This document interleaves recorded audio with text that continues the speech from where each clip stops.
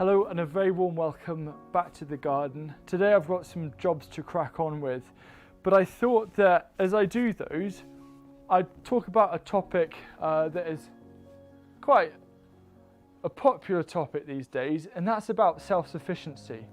Now, the goal of growing all of your own foods is a wonderful target to have, but it can also feel really overwhelming and you don't know where to start.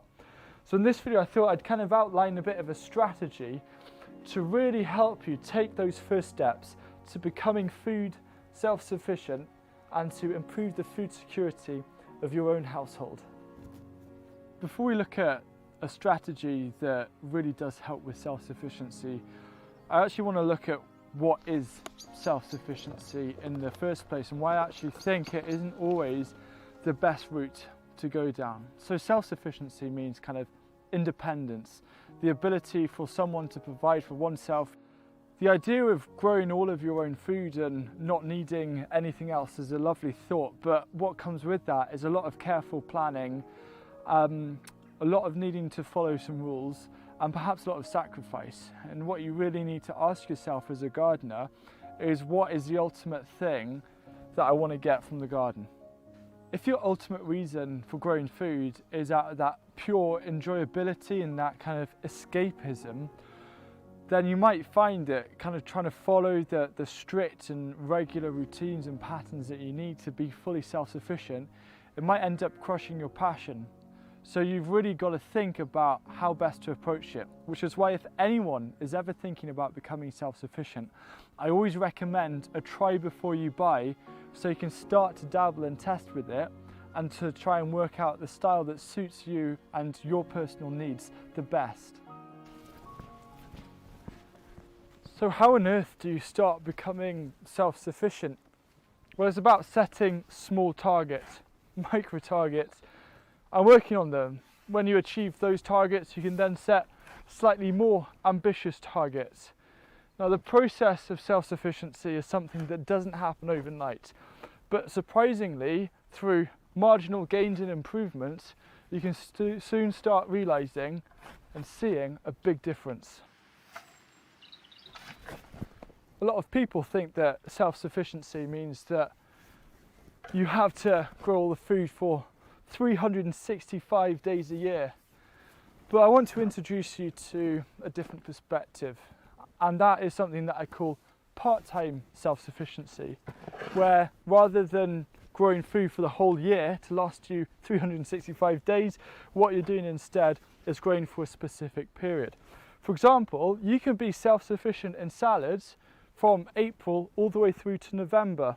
Or you can grow onions and be self-sufficient in onions through autumn and winter. To me, I still very much value this as self-sufficiency because you're not needing to buy any of these ingredients or produce from a shop. So rather than trying to go all in to last you the 12 months, why not start smaller and look at smaller periods of time and just focusing on growing enough to suit those. So there are 5 crops or groups of crops that you can grow to really introduce yourself into part-time self-sufficiency. Now, these 5 groups are not only easy to grow, they're versatile in the kitchen, and you can also consider them to be staples. So the first crop is probably the most obvious one, and that is growing salads, mainly cut and come again salads. So it's really easy for a couple of 2 to be totally self-sufficient in salads in a single 4x4 foot raised bed for the entirety of the growing season. Now, you can take this a step further by using things like cloches and fleeces to extend the season, or you could look at getting a mini greenhouse and eventually upgrading to a polytunnel, where after a little bit of clever planning, you can actually become fully self-sufficient in your salads right through the year. Another crop that is most definitely a staple for almost any kitchen is going to be potatoes. I've got seed potatoes here that I'm growing in larger containers, so 25 to 30 litre containers. I'll put a couple in. And the thing about potatoes is that you can plant them in containers to free up space in your raised beds, and you can start harvesting them with a bit of protection from around mid-June quite easily. And potatoes are really easy to store, so you can store them right the way through winter and enjoy lots of crops. The third crop is something I've already mentioned, and that is onions. It's really easy to grow lots of onions and they're really easy to store. So the idea of having a whole late summer and then autumn and winter of your own onions is something pretty amazing. Now you might actually be wondering, how do I know how much I need to grow of something? And that's what I'm going to come on to after I've completed these 5 groups of crops to grow. Another crop that works so well for part-time self-sufficiency is kale. Now kale, you can actually quite easily be fully self-sufficient, but if you start some kale off, say end of March all the way through April, you can start expecting to harvest leaves from mid to late June all the way through winter, and then come March, April, May, you'll then get a load of flower shoots which are going to happen next here. And the thing about kale is that there are now countless varieties to choose from, so you might not actually enjoy this kind of curly kale, so you can look at other types of kale like this one here. I have a red Russian kale, and it's a chance for you to actually try out some different varieties to see if there's perhaps ones that you like more than others. The 5th crop is the one that can perhaps make the biggest difference in your kitchen, and that's herbs. I'm not actually talking about perennial herbs. These are easy. It's almost cheating to try and be self-sufficient in rosemary because that's easy to do. But I'm talking about more of the annual herbs. So things like dill, parsley, coriander. Having a huge amount of these herbs available fresh during the growing season is such a blessing. And things like parsley are pretty hardy, so you can even be harvesting those well into winter. Now it's impossible for me to make a list outlining the amount of plants or the rows of plants that you need to grow enough food to either be self-sufficient part-time or even throughout the year. The reason why is that every family and every individual is going to eat different quantities of vegetables. Some people might think that a bulb of garlic a week is hardly anything, and others might think that it's, whoa, how do you eat that much garlic? So in terms of working this out, it's about creating a bespoke plan for you. And to start that, you need to begin by looking at the core staples of fruits, vegetables, herbs that you eat throughout the year. So these are going to be things like salad leaves, like carrots and potatoes and onions and garlic. The next step is to estimate how much of a particular staple you use on average a week, be it if you want to grow enough for 3 months or throughout the whole year. So for me, garlic is a big one, and I know that I need around about 2 bulbs of garlic a week. This patch here is one of 2 garlic patches because I've got to grow more, because I find that as time progresses I'm using more garlic.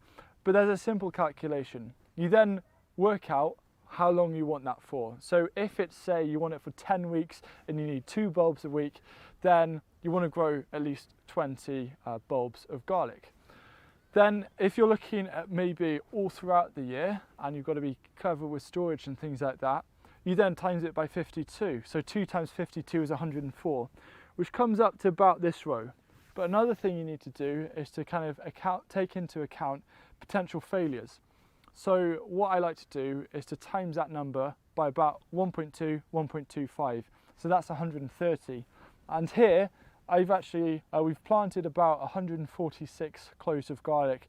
I've seen a couple of places where they haven't come up, and there might be issues later on, but that's kind of the template that I use. I will always kind of work out how many I need a week, how many weeks would I like to grow them for, and then also grow a little bit extra in case something doesn't quite go to plan. For things like beetroot and cabbages and garlic and onions and leeks, you know roughly how much you're going to get per plant, so you can quite easily estimate how much to grow. But when it comes to things more like salads, like your leafy greens, spinach, lettuce, all of that, it's going to be a bit harder to work out. And this is actually where the initial part of self-sufficiency can actually be quite exciting, because you get to test out. You might feel that sowing a new 4-foot row of salad every couple of weeks isn't quite providing enough for you. So it means that you can tinker with quantities and with the amount you sow to suit your needs. And even after a single growing season, you're going to get a much better understanding. So for example, you might have felt that you didn't quite get enough leaves from kale, from 12 kale plants, why not grow 16 kale plants this year instead to try and give you that bit extra? Now, another thing that I highly recommend you do is to test out different varieties, because if you test out different varieties, you'll find ones which are best suited to your climate, which then means you're going to get better yields from them. Yes, it's really effective to work out roughly how much you need to grow in order to be self-sufficient in something, whether it's for months or for a whole year. But I think that the single biggest positive impact you can make to becoming that ever closer to self-sufficiency is to embrace and celebrate seasonality. So for me, I don't feel it makes much sense trying to push against the seasons and trying to really extend the crop of every single thing. Instead, I want to celebrate what comes into season at any point of the year. And I like to grow crops when crops are meant to be grown. Yes, I will have some exceptions, but on the most part, that is the way I garden. So this leek here, I just harvested it, and we've got more leeks behind me. And the fact is that we've run out of onions, but I now, because of being forced by using only what is available, I believe that that breeds creativity, and it means that we look at new ways of eating or storing particular things. So for leeks, at the end of the season, I actually chop these up, I blanch them, I freeze them, and then I use these as an alternative to onions in a lot of recipes. So that's just a little way that you can be clever. Rather than trying to have carrots for every day of the year, instead look at what is special about every single season and celebrate that. And that is the single biggest thing you can do to become more self-sufficient.